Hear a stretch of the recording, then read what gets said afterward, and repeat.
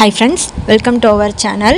இன்னைக்கு வீடியோல நம்ம ஒரு ஹேர் ஆயில் தான் பார்க்க போறோம். இந்த ஹேர் ஆயில் யூஸ் பண்றனால என்னெல்லாம் அட்வான்டேஜ் அப்படினா உங்களுக்கு ரொம்பவே பெயின் ஈர் ப்ராப்ளம் இருந்தாலும் dandruff இருந்தாலும் அதை கண்ட்ரோல் பண்றதுக்கு இந்த ஹேர் ஆயில் உங்களுக்கு ரொம்பவே ஹெல்ப் பண்ணும். இதுக்கு நமக்கு என்னெல்லாம் தேவை அப்படினா செம்பருத்தி பூ தேவை, செம்பருத்தி இலை தேவை, வேப்பலை தேவை, நெக்ஸ்ட் கருவேப்பிலை தேவை. இந்த நாலும் தான் தேவை. முக்கியமாக செக்கில் ஆட்டின தேங்காய் எண்ணெய் எடுத்துக்கோங்க, கொஞ்சமாக விளக்கெண்ணெய் எடுத்துக்கோங்க. 1/4 லிட்டர் தேங்காய் எண்ணெய் வச்சுருந்தீங்க அப்படின்னா 50 ml விளக்கெண்ணெய் எடுத்துக்கோங்க. இதை எப்படி ரெடி பண்ணணும் அப்படின்னா, ஒரு கைப்பிடி அளவுக்கு செம்பருத்தி பூ, ஒரு கைப்பிடி அளவுக்கு செம்பருத்தி இலை, அதே மாதிரி ஒரு கைப்பிடி அளவுக்கு கருவேப்பிலை, கொஞ்சமாக வேப்பலை எல்லாத்தையும் நல்லா வாஷ் பண்ணிவிட்டு மிக்ஸி ஜாரில் மாற்றிடுங்க. நல்லா அரைச்சிடுங்க, 1-2 அரைச்சிடுங்க. அரைச்சதுக்கப்புறம் தேங்காய் எண்ணெயை ஹீட் பண்ணிக்கோங்க. ஒரு இரும்பு கடாய் வச்சுட்டு அதில் தேங்காய் எண்ணெயை ஊற்றி நல்லா ஹீட் பண்ணுங்கள். சிம்மிலேயே வச்சு கொதிக்க விடுங்க. அது நல்லா கொதிக்கட்டும். நெக்ஸ்ட்டு நீங்கள் அரைச்சி வச்சுருக்கீங்கல்ல அந்த விழுதை அது கூட ஆட் பண்ணிக்கோங்க. அதுவும் சேர்ந்து நல்லா கொதிக்கட்டும். அது நல்லா கொதித்து அது நல்லா பொரிஞ்சிரும். அந்த அளவுக்கு இருந்துச்சுன்னா நமக்கு அந்த பபிள்ஸ் எல்லாம் ஸ்டாப் ஆயிடுச்சு அப்படின்னா நம்மளோட ஆயில் ரெடி ஆயிடுச்சுன்னு அர்த்தம்.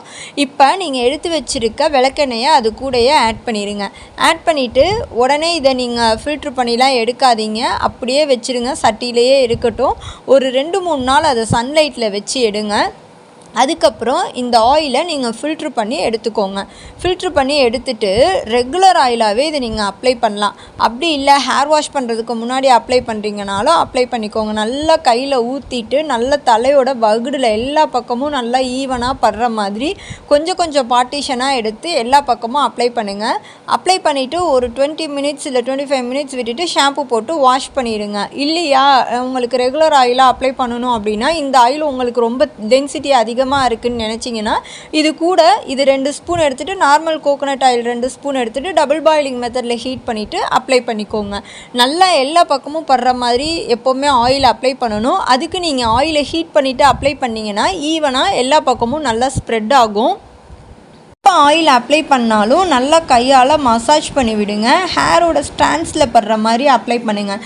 இந்த ஆயில் அப்ளை பண்ணுறனால உங்கள் முடி ரொம்பவே சாஃப்டாகவும் சில்கியாகவும் இருக்கும். இன்னொன்று பார்த்தீங்கன்னா ரூட்டில் இருந்தே ஹேர் நல்லா திக்காக இருக்கும், ஸ்ட்ரென்த்தாகவும் வளரும். இன்னொன்று ஹேர் நல்லா க்ளாஸியாக இருக்கும் உங்களுக்கு.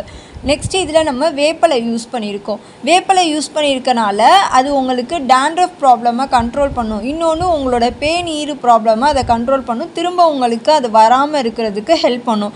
இச்சிங்னஸை கண்ட்ரோல் பண்ணும். நிறைய பேருக்கு dandruff போயிடும், ஆனால் அதுக்கப்புறமா அந்த இச்சிங்னஸ் ரொம்பவே இருக்கும். ஸோ அதை கண்ட்ரோல் பண்ணுறதுக்கு இந்த ஆயில் உங்களுக்கு ரொம்பவே ஹெல்ப் பண்ணுது.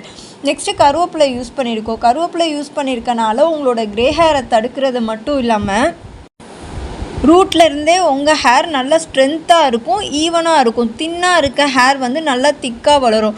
முடி நீளமாக இருக்கா நல்லா அகலமாக இருக்காங்கிறத விட முடி நல்லா ஹெல்த்தியாக இருக்கான்னு பாருங்கள். அதுக்கப்புறம் நம்ம முடியை நல்லா எப்படி கொண்டு வரலாம் அப்படிங்கிறத பாருங்கள். முக்கியமாக ஸ்ப்ளிட்டன்ஸ் இருக்கக்கூடாது. அதுக்கு நீங்கள் ரெகுலராக ஹேரை ட்ரிம் பண்ணி விடுங்க. ரெகுலராக ஹேரை ட்ரிம் பண்ணி விடுங்கன்னா நான் ஹேரை கட் பண்ண சொல்லலை, எங்கெல்லாம் வெடிச்சிருக்கோ அந்த இடத்துல ட்ரிம் பண்ணி விடுங்க. ட்ரிம் பண்ணால் மட்டும்தான் திரும்ப உங்களுக்கு ஹேர் க்ரோத் இருக்கும். இல்லாட்டி ஒரு இடத்துல வெடிச்சிருந்துச்சு அப்படின்னா நீங்கள் என்ன தான் ஹேர் பேக்கு ஹேர் ஆயிலெலாம் யூஸ் பண்ணிங்கனாலும் ஹேர் க்ரோத் இருக்காது. இந்த ஆயிலோட கலரே பார்த்தீங்கன்னா நல்லா சேஞ்ச் ஆகிக்கிட்டே வரும். ஃபஸ்ட்டு நீங்கள் காய்ச்சிறப்போ ஒரு கலரில் இருக்கும். அதுக்கப்புறம் இந்த ஆயில் 3 நாள் அந்த மாதிரி சன்லைட்டில் வச்சு எடுக்கிறோம் பார்த்தீங்களா, அப்போ அதோட சத்து ஃபுல்லாக இறங்கிடுது. ஸோ இன்னும் நல்லா டார்க் கலராக இருக்கும். அதை நீங்கள் அப்ளை பண்ணுறப்போ உங்களுக்கு ரொம்பவே கன்வீனியண்ட்டாகவும் இருக்கும். நிறைய பேர் ஆயில் ஈவனாக அப்ளை பண்ண தெரில அப்படிங்கிறாங்க. அதுக்கு நீங்கள் ஆயில் அப்ளிகேட்டர் வாங்கிக்கோங்க. அப்படி இல்லையா ஒரு காட்டன் எடுத்துக்கோங்க, அதை டிப் பண்ணி நல்லா அப்ளை பண்ணுங்கள். கையில் உங்களுக்கு அவ்வளோவா அப்ளை பண்ண தெரியல அப்படின்னா அந்த மாதிரி டெக்னிக் கூட யூஸ் பண்ணுங்கள். அப்படி இல்லைன்னா நீங்கள் இப்போலாம் நிறைய சிரிஞ்ச் மாடல்லலாம் வந்திருக்கு, அந்த மாதிரி இருக்கிறத வாங்கிட்டு இல்லை குழந்தைங்களுக்கு ஃபில்லர்லாம் இருக்கும்னு பார்த்தீங்களா, அந்த மாதிரி ஏதாவது வாங்கிக்கோங்க. அவங்க சிரப்லாம் கொடுப்பாங்க, அதுக்கு ஒரு ஃபில்லர் மாதிரி இருக்கும், அந்த மாதிரி ஏதாவது கிடைச்சா வாங்கிக்கோங்க. அப்படி இல்லையா இங்க் ஃபில்லர் மாதிரி கூட யூஸ் பண்ணிக்கோங்க. அதை யூஸ் பண்ணி ஈவனாக நீங்கள் அப்ளை பண்ணலாம். இன்னொன்று வந்து ஒருத்தவங்க டவுட் கேட்டாங்க கமெண்ட்டில், ஆயில் அப்ளை பண்ணால் எனக்கு நல்லா வலிஞ்சிடுது ஃபேஸ்லலாம், அதனால் எனக்கு ஈவனாக அப்ளை பண்ணுறதுக்கு ஏதாவது சொல்லுங்கன்னு. அதுக்கு இந்த டெக்னிக் நீங்கள் ஃபாலோ பண்ணுங்கள். ஃபில்லர் மாதிரி நீங்கள் வாங்கிட்டீங்கன்னா அதை கரெக்டாக நீங்கள் அப்ளை பண்ணலாம். இல்லை ஆயில் அப்ளிகேட்டர் கூட வாங்கிட்டீங்கன்னா உங்களுக்கு நீங்கள் நார்மலாக அப்ளை பண்ணுறப்ப தான் நிறையா ஆயில் அப்ளை பண்ணுறோம் ஒழுகிடுது. ஸோ ஸோ அந்த மாதிரி நீங்கள் அப்ளை பண்ணுறப்ப கரெக்டாக ஸ்கேல்பில் மட்டும் உங்களுக்கு படும். அதுக்கப்புறம் நீங்கள் எப்போதும் போல் சீப்பை வச்சு சீவுறப்போ உங்களுக்கு அந்தளவுக்கு ஆயில் வலிஞ்சிருக்கிறது அந்த ப்ராப்ளம் இருக்காது. முக்கியமாக நம்ம ஆயில் அப்ளை பண்ணுறனால என்ன அட்வான்டேஜ் அப்படின்னா உங்கள் முடியை ரொம்பவே சாஃப்டாக வச்சுக்கும். அதே மாதிரி ட்ரை ஆக்க விடாது. ஸ்கேல்ப் நல்லா மாய்ஸ்டராக இருக்கும். நெக்ஸ்ட்டு உங்களுக்கு டேண்ட்ரஃப் இருக்கவங்க, அதே மாதிரி பேன் ஈர் ப்ராப்ளம் இருக்கவங்க இன்னொரு விஷயமும் ஃபாலோ பண்ணுங்கள். நீங்கள் ரெகுலராக ஷாம்பு போட்டு வாஷ் பண்ணுவீங்களா, அந்த ஷாம்பு கூட வாட்டர் டைல்யூட் பண்ணுறதுக்கு பதிலாக வேப்பலை தண்ணி யூஸ் பண்ணிக்கோங்க. வேப்பலை ஒரு கைப்பிடி அளவுக்கு எடுத்துகிட்டு அதை நல்லா ஹாட் வாட்டரில் போட்டு கொதிக்க விடுங்க. கொதிச்சுட்டு அந்த தண்ணியை ஃபில்ட்ரு பண்ணி எடுத்துக்கோங்க. இப்போ அந்த தண்ணி கூட ஷாம்புவை டைல்யூட் பண்ணி நீங்கள் ஹேர் வாஷ் பண்ணுங்கள். அந்த மாதிரி பண்ணுறனாலையும் உங்களுக்கு சீக்கிரமாக அந்த பெயின் ஈர் ப்ராப்ளம் போயிடும், டேண்ட்ரஃப் ப்ராப்ளம் போயிடும். உங்களுக்கு டேண்ட்ரஃப் எப்பயோ ஒரு டைம் வருது அப்படிங்கிறவங்க கூட இந்த வேப்பிலை தண்ணி யூஸ் பண்ணி நீங்கள் ஹேர் வாஷ் பண்ணுங்கள். இன்னுமே நம்ம ஸ்கேல்பில் எந்த ஃபங்கல் இன்ஃபெக்ஷனும் இல்லாமல் ஸ்கேல்ப் நல்லா நீட்டாக கிளென்ஸ் பண்ணுறதுக்கு இந்த வேப்பிலை வாட்டர் உங்களுக்கு ரொம்பவே ஹெல்ப் பண்ணும். ஸோ உங்களுக்கு 15 days ஒன்ஸ் அந்த மாதிரி கூட நீங்கள் ஹேர் வாஷ் பண்ணுறதுக்கு யூஸ் பண்ணிக்கோங்க. உங்களுக்கு அந்த டேண்ட்ரஃப் எதுவும் இல்லை அப்படிங்கிறவங்க ஒரு டைம் நீங்கள் ரெடி பண்ணிவிட்டு அந்த தண்ணியை கூட நீங்கள் ஃப்ரிட்ஜில் ஊற்றி வச்சுட்டு கூட யூஸ் பண்ணிக்கலாம். அப்பப்போ கிடைக்கிறப்போ நீங்கள் ட்ரை பண்ணலாம். நிறைய பேருக்கு அப்போதைக்கு ஷாம்பு போட்டு வாஷ் பண்ணுறப்ப இதெல்லாம் செய்ய டைம் இல்லை அப்படின்னா நீங்கள் ஒரு டைம் செஞ்சு ஃப்ரிட்ஜில் வச்சுட்டு கூட உங்கள் ஹேர் வாஷ் பண்ணுறப்ப நீங்கள் அந்த வாட்டரை யூஸ் பண்ணிக்கலாம். அதே மாதிரி கொஞ்ச நாளைக்கு உங்களுக்கு டேண்ட்ரஃப் அந்த பெயின் ஈர் ப்ராப்ளம் இதெல்லாம் கண்ட்ரோல் ஆகுறதுக்கு நீங்கள் என்ன ஹேர் பேக் போடுவீங்களோ அந்த ஹேர் பேக் கூட வேப்பிலை கொஞ்சமாக ஆட் பண்ணி நீங்கள் ஹேர் பேக் போடுங்க. அந்த மாதிரி பண்ணுறப்பையும் சீக்கிரமாகவே உங்களுக்கு அந்த பெயின் ஈர் ப்ராப்ளம் கண்ட்ரோல் ஆகும். திரும்ப அது வரவே வராது. அந்த கசப்பு தன்மைக்கு உங்களுக்கு திரும்ப எதுவுமே வராது. ஸோ நீங்கள் இதையும் ரெகுலராக ஃபாலோ பண்ணலாம். நான் ஆல்ரெடி ஒரு பவுடர் ஹேர் பேக் சொன்னேன். அதில் கூட நீங்கள் வேப்பிலையும் ட்ரை பண்ணி பவுட்ரு பண்ணி அது கூட போட்டுக்கோங்க. அந்த மாதிரி போடுறப்ப நீங்கள் வச்சுருக்க அந்த பவுடர்லேயும் பூச்சிலாம் எதுவும் வராது.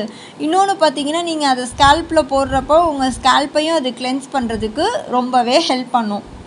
இந்த ஆயில் நீங்கள் தொடர்ந்து ட்ரை பண்ணிட்டு வரப்பே கண்டிப்பாக உங்கள் ஹேரில் நல்ல சேஞ்சஸ் தெரியும். ஹேர் க்ரோத்தும் உங்களுக்கு நல்லா இருக்கும். அதே மாதிரி உங்கள் ஹேரோட ஃப்ரீசினஸை கண்ட்ரோல் பண்ணும். க்ரே ஹேர் இருக்கவங்களாம் கண்டிப்பாக இதை ட்ரை பண்ணுங்கள். நிறைய பேர் க்ரே ஹேர் இருக்கவங்க நான் எந்த வயசில் முடி வளரும் அந்த மாதிரி கேட்குறாங்க. முடி எல்லா வயசுலேயுமே நமக்கு வளரும்.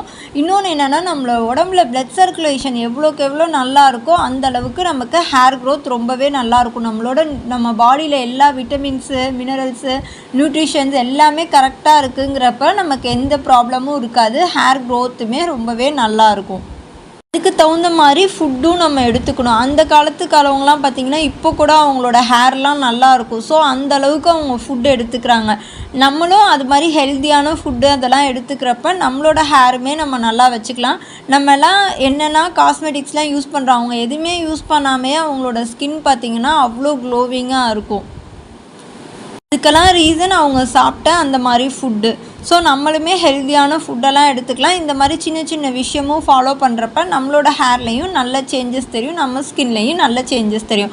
ஓகே ஃப்ரெண்ட்ஸ், இந்த வீடியோ உங்களுக்கு யூஸ்ஃபுல்லாக இருக்கும்னு நினைக்கிறேன். யூஸ்ஃபுல்லாக இருந்துச்சுன்னா உங்கள் ஃப்ரெண்ட்ஸ்க்கும் ஷேர் பண்ணுங்கள். என்னோடய சேனலையும் சப்ஸ்கிரைப் பண்ணுங்கள். ஏதாவது டவுட்னாலும் கமெண்ட் பண்ணுங்கள். Thanks friends. தேங்க்ஸ் ஃபார் வாட்சிங்.